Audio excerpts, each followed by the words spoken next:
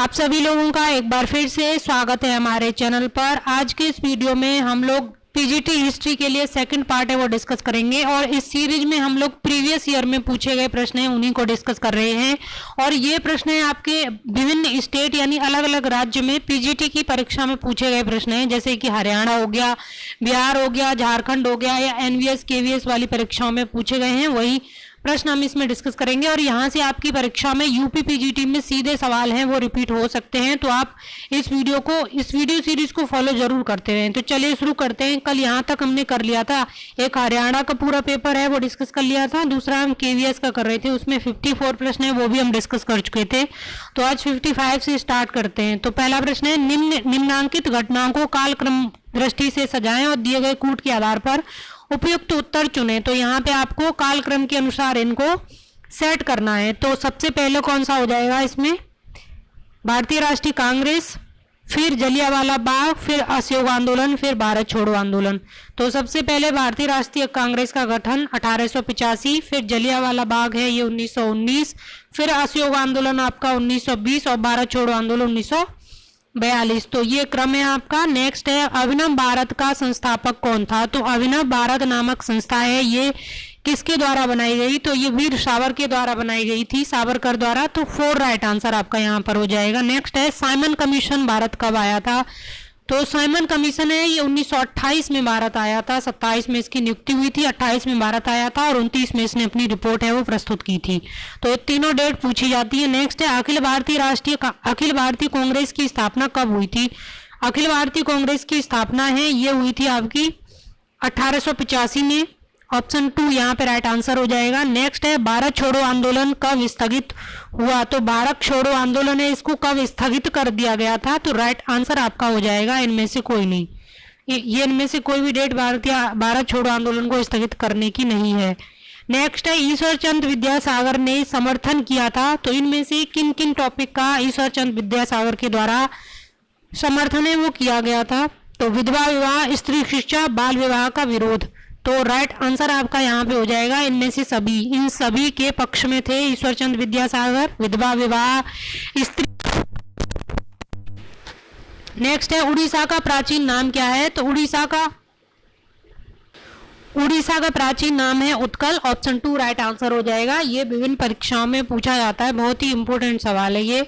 कब भारतीय साम्यवादी दल की स्थापना हुई थी। तो भारतीय साम्यवादी दल की स्थापना है ये हुई थी 1924 में। ऑप्शन 3 यहाँ पर राइट आंसर हो जाएगा। ये भी इंपॉर्टेंट है, हो सकता है रिपीट आपके एग्जाम में। नेक्स्ट है, हाड़ और मांस का ऐसा व्यक्ति भला भी था, किसने कहा था। यहाँ पे गांधी जी के बारे में बात हो रही है और ये बोला था किसने, आइंस्टाइन ने बोला था। ऑप्शन 1 यहाँ पे राइट आंसर हो जाएगा। हड्डी मांस का एक ऐसा भी व्यक्ति था, ये बात बोली थी आइंस्टाइन ने गांधी जी के बारे में। नेक्स्ट है आपका PGT history previous year paper, ये एनवीएस में जो भी हिस्ट्री के प्रश्न आए हैं वो हैं। तो देखते हैं, गिरनार शिलालेख संबंधित है। गिरनार शिलालेख है ये संबंधित किससे है। तो ये रुद्रदामन से संबंधित है। ऑप्शन 2 यहाँ पे राइट आंसर हो जाएगा। गिरनार अभिलेख और रुद्रदामन किस वंश से रिलेटेड था। तो ये शक से संबंधित था। नेक्स्ट है, प्रागैतिहासिक काल से संबंधित प्रश्न है। नवपाषाण काल में वह कौन सा स्थान था जहां से बड़ी संख्या में हड्डी के बने औजार एवं हथियार प्राप्त हुए, यानी हड्डी से बने हुए हथियार और औजार हैं वो प्राप्त हुए हैं। राइट आंसर आपका यहाँ पर हो जाएगा चिरांद। राइट आंसर लिखते इसको चिरांद है, इसमें चिरंद लिखा हुआ है, चिरांद राइट आंसर है। और ये कहाँ पर है, कमेंट बॉक्स में आपको बताना है ये किस स्टेट में है। नेक्स्ट है, निम्न में से जिस वेद की रचना गद्य एवं पद्य दोनों में की गई है उस वेद का नाम क्या है। तो राइट आंसर आपका हो जाएगा यजुर्वेद। वेरी इंपॉर्टेंट है, ये चंपू शैली में लिखा गया है, यानी गद्य और पद्य दोनों में प्रयोग किया गया है वो यजुर्वेद है। चंपू शैली जिसको बोला जाता है, जहाँ पे गद्य पद्य दोनों चीजों का मिक्स होता है उसको चंपू शैली बोलते हैं। नेक्स्ट है, सिंधु सभ्यता के लोगों के लिए डील वाला बैल था। तो ये कौन सा बैल था, डील वाला बैल था, ये क्या था। तो ये हो जाएगा आपका, उनके लिए बहुत ही पवित्र पशु है ऐसा अनुमान, पवित्र पशु था। नेक्स्ट है, सिंधु सभ्यता के सिंधु सभ्यता काल के लोग घर बनाते थे तो ये कैसी पक्की ईंटों से घर बनाते थे। पक्की ईंटें, नगरीकृत नियोजन, ये सब कुछ विशेषताएं थी। जल निकासी का बेहतर सिस्टम, सिंधु घाटी सभ्यता की कुछ प्रमुख विशेषताएं थी। नेक्स्ट है महाभाष्य के रचनाकार थे, तो महाभाष्य के रचनाकार थे पतंजलि। ऑप्शन 4 यहाँ पर राइट आंसर हो जाएगा। नेक्स्ट प्रश्न है आपके लिए, विजयनगर साम्राज्य में 12 अधिकारियों का वह समूह जो गांव के कार्यों को देखता था कहलाता था। विजयनगर साम्राज्य की प्रशासनिक व्यवस्था हो, कल्चर हो, स्थापत्य हो, कुछ विजयनगर से रिलेटेड सारे फैक्ट हैं, बहुत ही इंपॉर्टेंट है। तो ये व्यवस्था थी आयागार व्यवस्था। ऑप्शन 3 यहाँ पे राइट आंसर हो जाएगा। नेक्स्ट है पूर्व जैन धर्म गुरुओं ने संस्कृत भाषा का बहिष्कार करके किस भाषा को अपने धर्मोपदेश के प्रसार का माध्यम बनाया था, तो ये था प्राकृत। ऑप्शन 2 यहाँ पे राइट आंसर हो जाएगा। नेक्स्ट है निम्नलिखित घटनाओं को कालक्रम के अनुसार सजाएं तथा दिए गए कूट का उपयोग करते हुए उपयुक्त विकल्प का चयन कीजिए। तो यहाँ पे उपयुक्त विकल्प का चयन करना है कालक्रम अनुसार इन घटनाओं को सजाते हुए। तो राइट आंसर आपका यहाँ पर हो जाएगा ऑप्शन 4। सबसे पहले होता है कलिंग युद्ध, फिर उसके बाद होती है अशोक की मृत्यु, फिर उसके बाद क्या होता है कनिष्क का राज्याभिषेक, और फिर उसके बाद होता है चंद्रगुप्त द्वितीय का राज्यकाल। देखिए सबसे पहले मौर्य काल था इनमें, तो मौर्य काल में ही कलिंग युद्ध होता है। जाहिर सी बात है कलिंग युद्ध अशोक के समय हुआ था, तो कलिंग युद्ध पहले हो जाएगा, डेथ उसकी बाद में हो जाएगी। फिर बीच में कुषाण आते हैं, फिर उसके बाद गुप्त आते हैं। तो इस तरीके से आप इसको सजा सकते हैं कालक्रम अनुसार। नेक्स्ट है रामायण के रचनाकार थे तो वाल्मीकि। देखिए पीछे 3 पेपर डिस्कस हुए हैं, तीनों पेपर में ये सवाल पूछा गया है। तो प्रीवियस ईयर इधर उधर के स्टेट में जो एग्जाम होते हैं वहां से सवाल है वो रिपीट किए जाते हैं, इसलिए बहुत इंपॉर्टेंट है ये सारे टेस्ट आपके लिए। तो आप इनको रिवाइज जरूर करें और वीडियो को बार बार जरूर देखें। नेक्स्ट प्रश्न है निम्नलिखित में से असत्य कथन का चयन कीजिए। तो इनमें से कौन सा कथन है वो गलत है। पहला कथन देखते हैं, भारत के प्राचीनतम सिक्कों पर कोई अभिलेख नहीं है। सातवाहन ने शीशे के सिक्के चलाए थे। गुप्त शासकों ने रूपक नामक चांदी के सिक्के चलाए थे। भारतवर्ष में स्वर्ण सिक्कों का चलन हर्षवर्धन द्वारा करवाया गया था। तो यही 4th वाला गलत है, क्योंकि स्वर्ण सिक्कों का चलन है ये कुषाणों के द्वारा करवाया गया था भारत में, न कि हर्षवर्धन के द्वारा। हर्षवर्धन तो बहुत बाद में हुआ है, स्वर्ण सिक्के भारत में बहुत पहले से चल रहे थे। बाकी ये सभी कथन सही हैं और ये तीनों कथन मोस्ट इंपोर्टेंट है। इनमें से हर एक कथन से एक सवाल बन सकता है। प्राचीनतम सिक्कों पर कोई अभिलेख नहीं होता था। पंचमा और सातवां नरेशों ने शीशे के सिक्के चलाए थे, वेरी इंपॉर्टेंट है ये। और गुप्त चांदी के सिक्के डलवाए थे, रूपक नामक चांदी के सिक्के हैं, ध्यान देना रूपक नामक, तो ये गुप्त काल के थे। नेक्स्ट है धर्म शब्द का रूपांतर धम्म संबंधित है, वेरी इजी सवाल है, प्राकृतिक भाषा से संबंधित है, बौद्ध धर्म से संबंधित पॉइंट है ये। नेक्स्ट है सिकंदर ने भारत पर आक्रमण किया था 327 ईस्वी में। ये भी प्रीवियस ईयर 2 पेपर हमने डिस्कस किए, उसमें पूछा गया है और इसमें भी रिपीट किया गया है। नेक्स्ट है अजातशत्रु राजा था, तो ये था इनमें से कोई से भी नहीं। अंग का, कौशल का, विदेह का, तो इनमें से कोई का भी नहीं है, ये पाटलिपुत्र का राजा था। नेक्स्ट है मगध का राजा था अजातशत्रु। नेक्स्ट है कुषाण काल में मथुरा मूर्ति कला का प्रमुख केंद्र था, जहां मूर्तियां किस पत्थर से बनाई जाती थी, तो लाल बलुआ पत्थर से बनाई गई मूर्तियां ही मथुरा कला की मुख्य विशेषता थी। और मथुरा कला का विकास है यह कुषाण काल में बहुत हुआ था। और मथुरा कला एवं गांधार कला मूर्ति कला की प्रमुख स्कूल है। तो इनमें क्या डिफरेंस थे और इनमें कोई समानता भी थी, ये सब आपको पता होना चाहिए। नेक्स्ट है चोल राजाओं के शासन काल में उर क्या होता था, तो जो उर है वो कौन सी इकाई होती थी चोल राजाओं के शासन काल में, तो राइट आंसर आपका हो जाएगा सामान्य ग्राम सभा। और चोल राजाओं से संबंधित यहाँ की जो प्रमुख विशेषता है वो है इनका स्थानीय शासन, यानी स्वशासन की जो इकाई थी इनकी स्थानीय प्रशासन की, वो बहुत इंपॉर्टेंट है। स्थानीय प्रशासन और इनके विदेशी आक्रमण ये बहुत ही इंपॉर्टेंट है। विदेशी साम्राज्य इनके चाहे बंगाल की खाड़ी में अन्य द्वीपों पर हो या श्रीलंका में हो, बहुत ही इंपॉर्टेंट है चोल काल से रिलेटेड। नेक्स्ट है चंद्रमा पृथ्वी की चारों ओर घूमता है और पृथ्वी सूर्य के चारों ओर घूमती है, यह किस विद्वान ने सिद्ध किया था, तो ये वराहमिहिर ने किया था। ऑप्शन 3 यहाँ पे राइट आंसर हो जाएगा। वराहमिहिर किस राजवंश के समय समकालीन थे, तो ये आपको कमेंट बॉक्स में बताना है। नेक्स्ट है पल्लवों के शासन काल में शिक्षा का प्रमुख केंद्र था, तो पल्लवों के शासन काल में शिक्षा का प्रमुख केंद्र था कांची। कांची पल्लवों की राजधानी थी।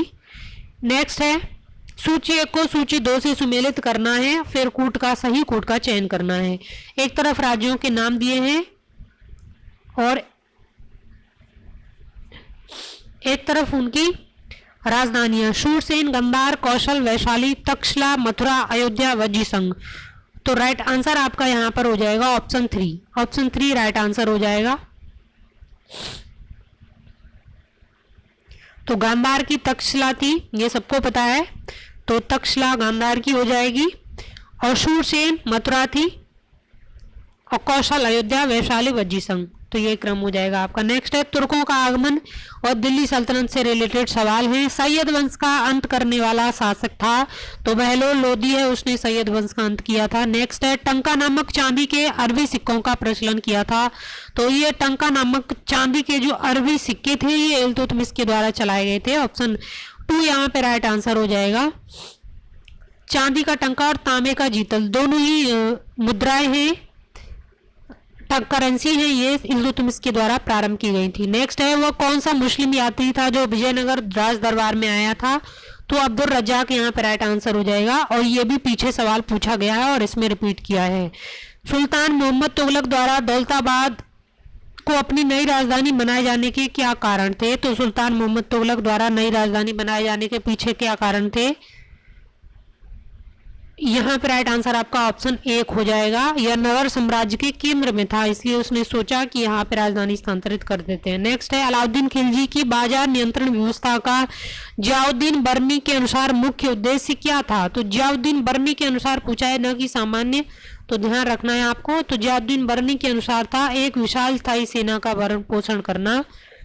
नेक्स्ट है किस दिल्ली सुल्तान के शासनकाल में इब्न बतूता भारत में आया था, तो मोहम्मद बिन तुगलक के शासनकाल में, और इसने रिहेला नामक पुस्तक है उसकी रचना की थी। और ये सवाल भी आपका रिपीट है, ये पूछा गया है ऊपर केवीएस में भी और हरियाणा में भी।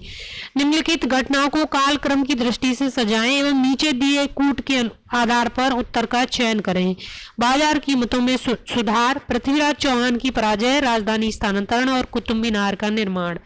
तो यहाँ पे जो आपका कालक्रम अनुसार सही कूट हो जाएगा वो हो जाएगा ऑप्शन 4, पृथ्वीराज चौहान की पराजय। ये 1192 तराइन के द्वितीय युद्ध में हो जाती है। फिर उसके बाद क्या होता है, फिर कुतुब मीनार का निर्माण होता है, ये इल्तुतमिश के समय प्रारंभ होता है। फिर उसके बाद होता है बाजार कीमतों में सुधार। बाजार कीमतों में सुधार कब होता है, अलाउद्दीन खिलजी के समय में। और राजधानी स्थानांतरण मोहम्मद बिन तुगलक के समय में होता है, जो कि तुगलक वंश से संबंधित था। तो पृथ्वीराज चौहान वाला फैक्ट है ये सबसे पहले हो जाएगा। फिर गुलाम वंश से संबंधित हो जाएगा, दिल्ली सल्तनत में गुलाम वंश पहला वंश था, तो कुतुब मीनार हो जाएगा। और दूसरे नंबर पर खिलजी वंश होता है, तो बाजार सुधार हो जाएंगे। फिर राजधानी स्थानांतरण तुगलक वंश से संबंधित। नेक्स्ट है सूची 1 को सूची 2 के साथ सुमेलित करना है, तो एक तरफ रचना और एक तरफ रचनाकार दिए हुए हैं, अमीर खुसरो, इब्न बतूता, मिनाज सुराज और जियाउद्दीन बर्नी। तो इब्न बतूता की हो जाएगी बुक रेहला, अमीर खुसरो की हो जाएगी कौन सी, तो यहाँ पे आपका क्रम सही राइट आंसर है ऑप्शन 3। ऑप्शन 3 राइट आंसर हो जाएगा। तो अमीर खुसरो तुगलकनामा, इब्न बतूता रेहला और मिनाज सिराज तबकात नसरी, जियाउद्दीन बर्नी तारीख फिरोजशाही। नेक्स्ट है तुर्काने चैलगानी कौन था, यह भी रिपीट हो रहा है इन्हीं पेपर में। तो तुर्काने चैलगानी है 40 तुर्क अमीरों का समूह था, इसकी स्थापना है वो इल्तुतमिश के द्वारा की गई थी। नेक्स्ट है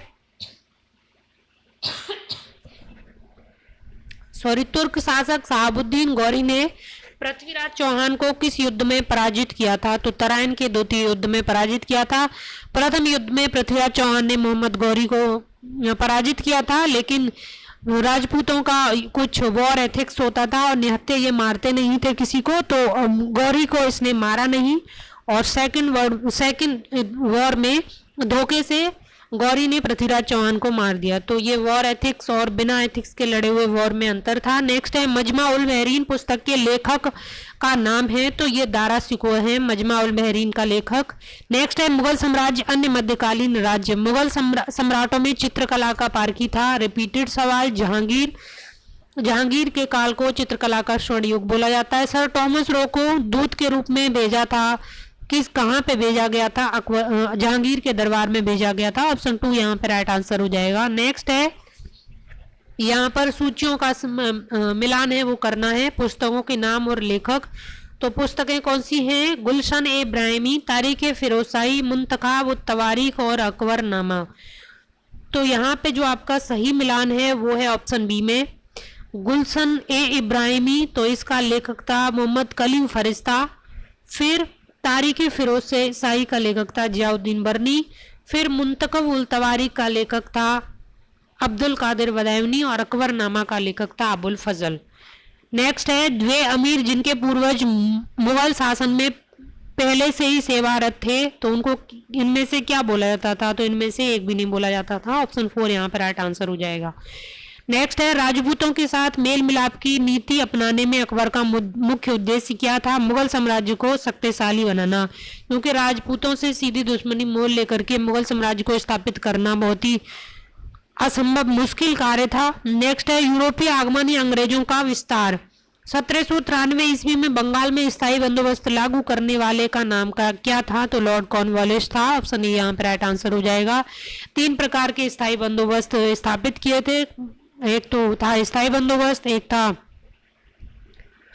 रैयतवाड़ी और एक था आपका महालवाड़ी। नेक्स्ट है अंग्रेजों द्वारा भारत में स्थापित प्रमुख व्यापारिक केंद्र था सूरत में। ऑप्शन 1 यहाँ पे राइट आंसर हो जाएगा। पिट्स इंडिया एक्ट किस वर्ष पारित हुआ था? तो पिट्स इंडिया एक्ट की स्थापना है ये 1784 में हुआ था। ऑप्शन 3 यहाँ पे राइट आंसर हो जाएगा। नेक्स्ट है आपके लिए सूची 1 को सूची 2 के साथ सम्मिलित करना है। तो इनमें एक तरफ डेट दी हुई है और एक तरफ विभिन्न यूरोपीय कंपनियों का भारत में आगमन। भारत में पुर्तगाली व्यापार, ब्रिटिश ईस्ट इंडिया कंपनी, फ्रांसीसी east India company, Dutch east India company. तो यहाँ पे आपको मिलान करना है और सही मिलान है आपका ऑप्शन ए।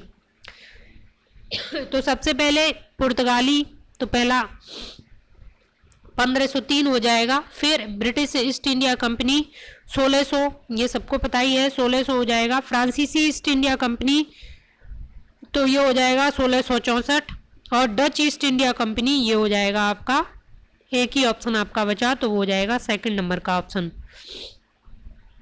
ये वाला 1602।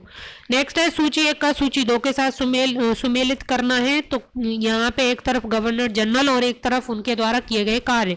Lord Dalhousie, Lord Ripon, Lord Curzon, William Bentinck. तो लॉर्ड डलहौजी ने क्या स्टार्ट किया था?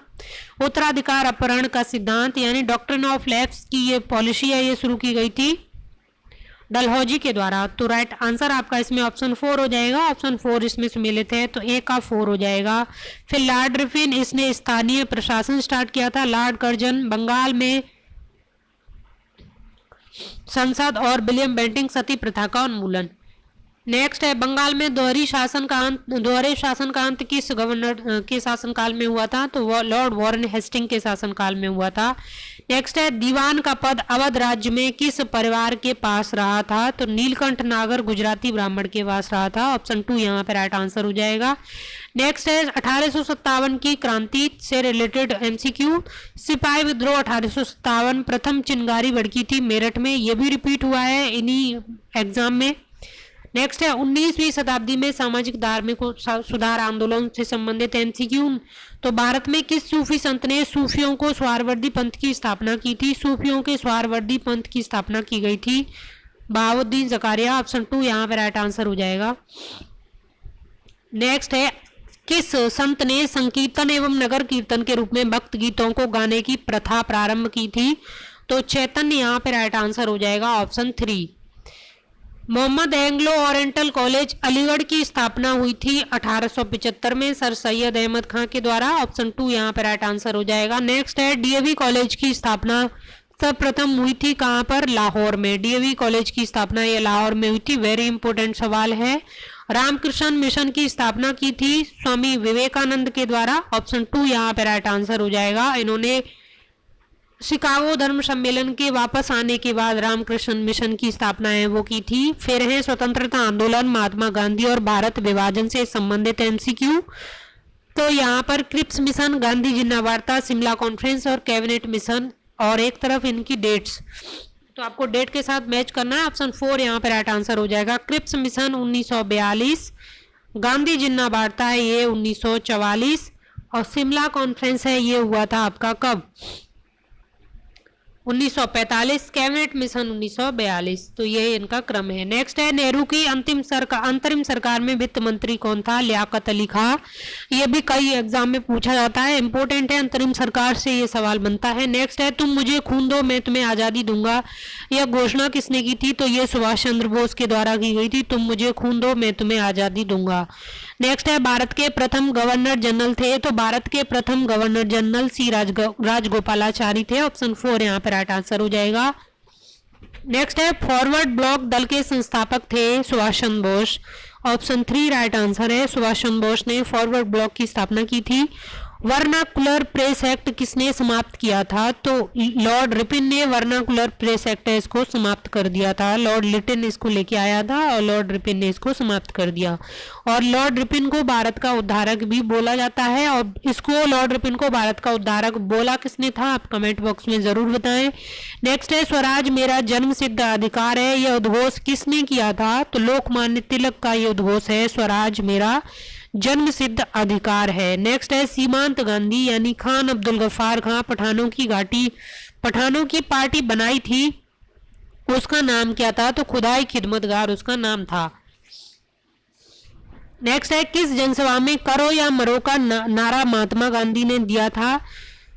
तो ये मुंबई की जनसभा में करो या मरो का नारा है, गांधी जी के द्वारा दिया गया था। फिर आपको कालक्रम के अनुसार सजाना है। दांडी यात्रा, जलियांवाला बाग हत्याकांड, भारत छोड़ो आंदोलन, स्वदेशी आंदोलन। तो देखिए स्वदेशी आंदोलन 1905, जलियांवाला 1919, भारत छोड़ो 1942 और दांडी यात्रा 1930। तो सबसे पहले आपका हो जाएगा ऑप्शन 3। यहाँ पे एक ही में घ सबसे पहले आ रहा है क्योंकि स्वदेशी आंदोलन सबसे पहले हुआ है, तो ऑप्शन 3 यहाँ पर राइट आंसर हो जाएगा। नेक्स्ट है किस कला का गांधार कला पर अत्यधिक प्रभाव था? तो यूनानी कला का प्रभाव गांधार कला पर सबसे अधिक था। ऑप्शन 3 यहाँ पर राइट आंसर हो जाएगा। नेक्स्ट है भारतीय संविधान सभा का स्थापना वर्ष क्या है? तो संविधान सभा की स्थापना हुई थी 1946 में। ऑप्शन 1 यहाँ पर राइट आंसर हो जाएगा। हिस्टोरियो डी मोहोर ग्रंथ का रचयिता निकोलाज मनुची मूल निवासी था वेनिस का। वेनिस यानी इटली का मूल निवासी था। खासी जनजाति का मूल निवास स्थान है? तो असम खासी जनजाति का मूल निवास स्थान है। ध्यान देना है, इन ऑप्शन में से आपको चूज करना है। नेक्स्ट है जगमोहन उड़ीसा के मंदिरों के किस भाग को कहते हैं? तो मंदिर स्थापत्य से संबंधित बहुत ही इंपोर्टेंट सवाल है। तो मंडप को जगमोहन बोला जाता है। जो उड़ीसा के मंदिर हैं ये नागर शैली के बनाए हुए प्रमुख मंदिर हैं। और यहाँ पर देउल भी बहुत इंपॉर्टेंट एस्पेक्ट है मंदिर से जुड़ा हुआ। तो ये आप उड़ीसा के मंदिरों को आप बहुत ही डिटेल में पढ़ लें। नेक्स्ट है पीजीटी हिस्ट्री का बीपीएससी यानी बिहार में पीजीटी हिस्ट्री से रिलेटेड एमसीक्यू हैं, पूछे गए हैं। तो चलिए शुरू करते हैं इसको भी। सविनय अवज्ञा आंदोलन गांधी जी द्वारा किस वर्ष प्रारंभ किया गया था? राइट आंसर ऑप्शन 3 हो जाएगा, 1930। नेक्स्ट है सिंधु घाटी सभ्यता या वैदिक कल्चर से रिलेटेड। तो वेदों के काव्यात्मक हिस्से को कहा जाता है संहिता। ऑप्शन 3 यहाँ पर राइट आंसर हो जाएगा। बुद्ध को ज्ञान कहाँ पर प्राप्त हुआ था? तो गया बिहार में बुद्ध को ज्ञान की प्राप्ति हुई थी।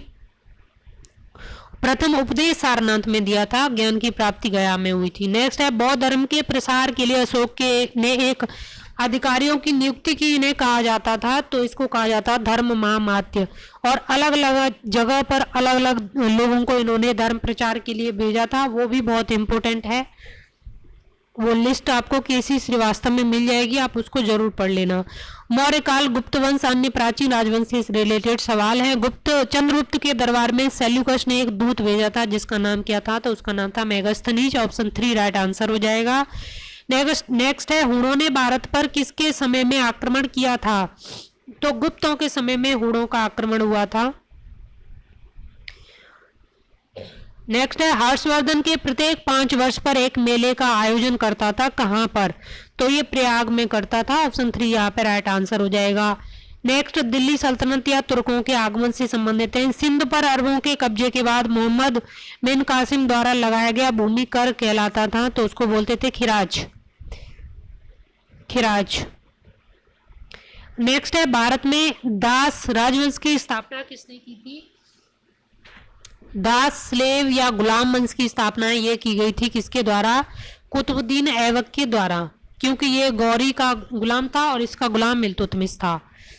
नेक्स्ट है, महान कवि फिरदौसी किसके दरबार की शोभा बढ़ाता है? तो सुल्तान महमूद के दरबार की शोभा बढ़ाता था। नेक्स्ट है, मोहम्मद बिन तुगलक अपनी राजधानी दिल्ली से कहाँ ले गया था? तो दौलताबाद, दिल्ली से स्थानांतरित की थी राजधानी। दास राजाओं में सबसे महान किसे माना जाता है? तो शमसुद्दीन इल्तुतमिश को माना जाता है। निम्न में से कौन दिल्ली का प्रथम मुस्लिम शासक था जिसने दक्कन को भेदा था, यानी दक्कन पर आक्रमण किया था? ऑप्शन ए राइट आंसर हो जाएगा, अलाउद्दीन खिलजी। अलाउद्दीन खिलजी की दक्षिण विजय भी इंपॉर्टेंट है। नेक्स्ट है, विश्व में सबसे बड़ा मकबरा गोल गुम्बद किस राज्य में स्थित है? गोल गुम्बद बीजापुर की प्रमुख विशेषता है, तो बीजापुर कर्नाटक में था। नेक्स्ट है, मुगल साम्राज्य अन्य मध्यकालीन राज्य मेवाड़ राज्य जो बाबर के समय से ही मुगल साम्राज्य को चुनौती दे रहा था, किसके समय में पराजित किया गया था? तो ये जहांगीर के समय में। ऑप्शन 2 यहाँ पे राइट आंसर हो जाएगा। साबरमती के बाएं किनारे स्थित अहमदाबाद शहर किसके द्वारा बनाया गया था? तो ये अहमद शाह के द्वारा अहमदाबाद शहर की स्थापना है वो की गई थी। नेक्स्ट, विजयनगर राजवंश की राजधानी हम्पी किस नदी के किनारे स्थित है? देखिए हर पेपर में, चाहे एनवीएस हो, केवीएस हो, या बीपीएससी का हो या एचपीएससी का हो, सब में विजयनगर से 1 या 2 प्रश्न आया, इसलिए विजयनगर बहुत ही इंपॉर्टेंट है। तो ये तुंगभद्रा नदी के किनारे था। नेक्स्ट है, मनसबदार प्रणाली किसने आरंभ की थी? तो ये अकबर के समय आरंभ हुई थी। नेक्स्ट प्रश्न है, किस भारतीय शासक की प्रशासन प्रणाली में महतरफा या जकात नामक का सीमा शुल्क लगाया गया था? तो औरंगजेब के शासनकाल में। नेक्स्ट प्रश्न है, अकबर एक मामले में प्रसिद्ध था जो कि भारत में बहुत कम राजाओं और सम्राटों में था। तो ये क्या था? उसने कई धर्मों, जातियों और सत्यनिष्ठा वाले लोगों को एक सुसंगठित और संघर्षशील साम्राज्य में डाल दिया था। ऑप्शन 4। अकबरनामा किसने लिखी? तो अबुल फजल ने। नेक्स्ट है, जब प्लासी का युद्ध 1757 में अपने चरम पर था तो कौन सिराजुद्दौला का साथ छोड़कर रॉबर्ट क्लाइव के अधीन अंग्रेजों से जा मिला? तो मीर जाफर जा मिला था, जिसको बाद में अंग्रेजों ने बंगाल का शासक बना दिया था। नेक्स्ट है, यूरोपीय आगमन अंग्रेजों का भारत विस्तार से रिलेटेड सवाल। एक पुर्तगाली नाविक वास्को डी गामा कब कालीकट के बंदरगाह पर पहुंचा और भारत के लिए समुद्री मार्ग की खोज की? तो राइट आंसर हो जाएगा ऑप्शन 3, 22 अप्रैल 1498 को पहुंचा था कालीकट, और कालीकट का राजा था जमोरिन। नेक्स्ट है, अंग्रेज फौज को किसके द्वारा अतिरिक्त भत्ता, दोगुना भत्ता कर दिया गया था? तो मीर जाफर के द्वारा। पांडिचेरी स्थापित किया था किसने किया था? तो ऑप्शन 3 यहाँ पे राइट आंसर हो जाएगा, मार्टिन के द्वारा। ब्लैक होल दुखद घटना के समय बंगाल का नवाब कौन था? सिराजुद्दौला। भारतीय सिविल सेवा का संस्थापक बोला जाता है लॉर्ड कॉर्नवालिस को। सब रिपीटेड हो रहे हैं, ऊपर जो पूछे गए हैं 3 एग्जाम में उनमें से ये सवाल रिपीटेड हैं, तो बहुत ही इंपॉर्टेंट सीरीज है आपके यूपी पीजीटी हिस्ट्री के लिए। तो भारत में पहली बार किस गवर्नर जनरल के समय में तार और रेल सेवा का आरंभ हुआ था? तो लॉर्ड डलहौजी के काल में। उस परमिट को क्या कहा गया था जिसके अधीन ईस्ट इंडिया कंपनी को 1757 से प्रत्येक प्रकार के लेन देन से मुक्त भाव से उपयोग के लिए निरीक्षण और सीमा शुल्क के भुगतान से छूट प्राप्त थी? तो वो था दस्तक। इसी का इन्होंने दुरुपयोग स्टार्ट कर दिया था।